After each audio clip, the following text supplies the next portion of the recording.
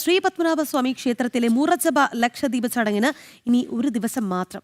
ക്ഷേത്രത്തിൽ ദർശനത്തിനായി എത്തുക 25,000-ഓളം ഭക്തരാണ്. ലക്ഷദ്വീപം ചടങ്ങിനായിട്ടുള്ള അവസാനഘട്ട ഒരുക്കങ്ങൾ പുരോഗമിക്കുകയാണ്. MS വീണയുണ്ട് തിരുവനന്തപുരത്ത് നിന്ന്. വീണ, എങ്ങനെയാണ് ഒരുക്കങ്ങൾ പുരോഗമിക്കുന്നത്? പറയും.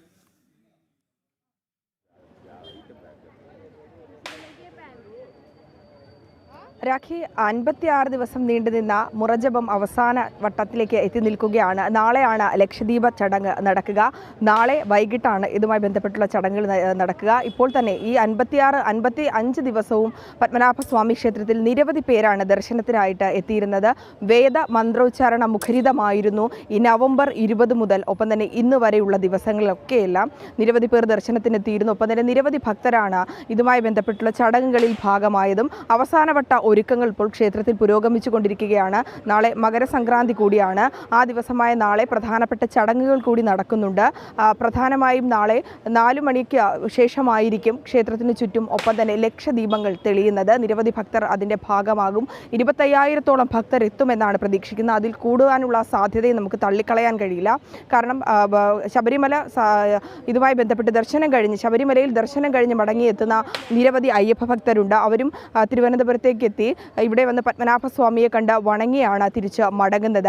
നാളെ നടക്കുന്ന ചടങ്ങിൽ ഈ പത്മതീർത്ഥക്കരയിലും ഒപ്പം തന്നെ ക്ഷേത്ര പരിസരത്തുമൊക്കെ ദീപാലങ്കാരങ്ങൾ ഉണ്ടാകും. ഒപ്പം തന്നെ ശീവേലിപ്പുരയിലും കൽവിളക്കുകളിൽ കൽവിളക്കിൻ്റെ ഭാഗത്തൊക്കെ നെയ്ത്തിരികളും ഒപ്പം തന്നെ മറ്റ് വിളക്കുകളും ഒക്കെ തെളിയുന്നതായിരിക്കും. പത്മതീർത്ഥക്കരയിലും ഒപ്പം തന്നെ ക്ഷേത്രത്തിൻ്റെ എല്ലാ നടകളിലും അതുമായി ബന്ധപ്പെട്ടുള്ള എല്ലാ തയ്യാറെടുപ്പുകളും അവസാനവട്ട ഒരുക്കങ്ങളും പുരോഗമിച്ചു കൊണ്ടിരിക്കുകയാണ്. നമുക്കറിയാം, നൂറ്റാണ്ടുകൾ പഴക്കമുണ്ട് ഈ ഒരു ആചാരത്തിന് എന്നുള്ളതാണ്. 6 വർഷത്തിൽ ഒരിക്കൽ നടക്കുന്നതാണ് ഈ മുറജപം.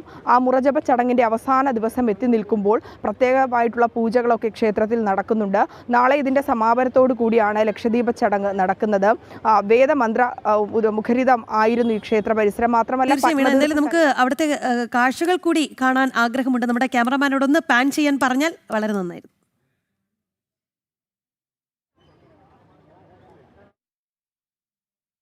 നമുക്ക് ആ ദൃശ്യങ്ങളിലേക്ക് എത്തിക്കേണ്ടതുണ്ട്. ഇപ്പോൾ ദർശനം കഴിഞ്ഞ് മടങ്ങിപ്പോകുന്ന നിരവധി പേരെ നമുക്ക് കാണാൻ സാധിക്കുന്നുണ്ട്.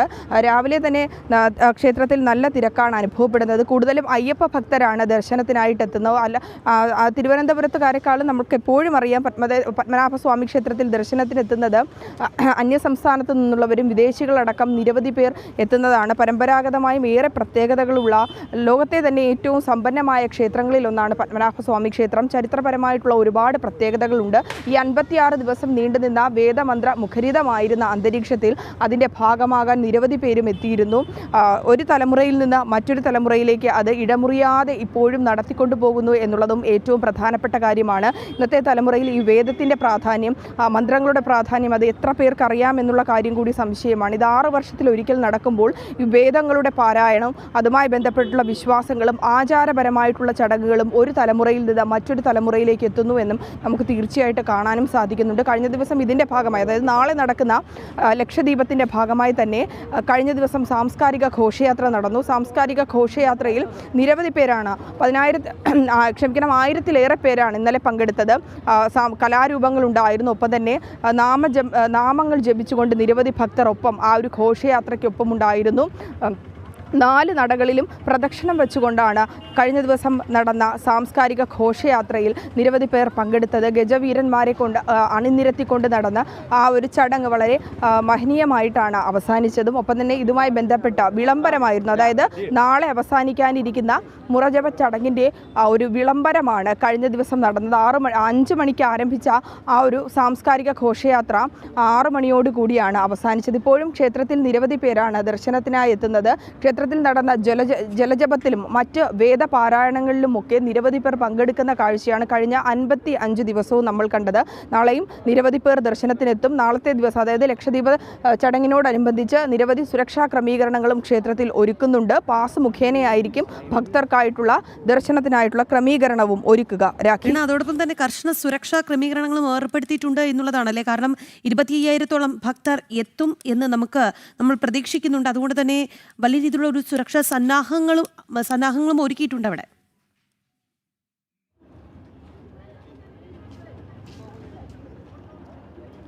തീർച്ചയായും രാഖി, അത് തന്നെയാണ്.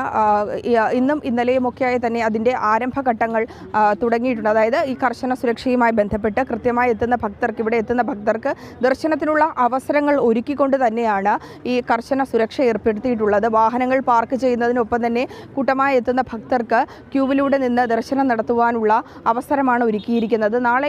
നാളെ രാവിലെയോടെ തന്നെ ഇവിടെ എത്തുന്ന ഭക്തരുടെ എണ്ണത്തിലും വലിയ വർധന ഉണ്ടാകുമെന്നാണ് നമുക്ക് മനസ്സിലാക്കാൻ സാധിക്കുന്നത്. അത്തരത്തിൽ പാസുകൾ മുഖേന നൽകുമ്പോൾ ഭക്തർക്കുടെ സുരക്ഷയെ സംബന്ധിച്ചും ഒപ്പം തന്നെ ക്ഷേത്രത്തിലെ ദർശനത്തിന് സുഗമമായി നടത്തുന്നതിനും ഏറെ സഹായകരമാകുമെന്നാണ് ക്ഷേത്ര ഭരണസമിതി അംഗങ്ങളും അറിയിക്കുന്നത്. അതിനാൽ തന്നെ പാസുകൾ മുഖേനയുള്ള, അതായത് ഓൺലൈൻ വഴിയാണ് ഇതുമായി ബന്ധപ്പെട്ടുള്ള രജിസ്ട്രേഷൻ നടന്നത്. ഇതിനോടകം തന്നെ പാസുകൾ കഴിഞ്ഞു എന്ന് നമുക്ക് മനസ്സിലാക്കാൻ സാധിക്കുന്നുണ്ടെങ്കിലും തിരുവനന്തപുരം നഗരത്തിലെ നിരവധി പേരും ഇങ്ങോട്ടേക്ക് ദർശനത്തിനായിട്ട് എത്താൻ സാധ്യത ഏറെയാണ്. ശ്രീ പത്മനാഭസ്വാമി ക്ഷേത്രത്തിലെ മുറജപ ലക്ഷദീപ ചടങ്ങിന് ഇനി ഒരു ദിവസം മാത്രമാണ് ബാക്കി. ക്ഷേത്രത്തിൽ ദർശനത്തിനായി 25,000-ഓളം ഭക്തർ എത്തുമെന്നാണ് പ്രതീക്ഷിക്കുന്നത്. വലിയ രീതിയിലുള്ള ഒരു സുരക്ഷാ സന്നാഹമൊക്കെ അവിടെ ഒരുക്കിയിട്ടുണ്ട്. ശ്രീ പത്മനാഭസ്വാമി ക്ഷേത്രത്തിന്റെ മുന്നിൽ നിന്നുള്ള ദൃശ്യങ്ങളാണ് പ്രേക്ഷകർ കണ്ടത്. വീണയാണ് വിവരങ്ങൾ നൽകിയത്.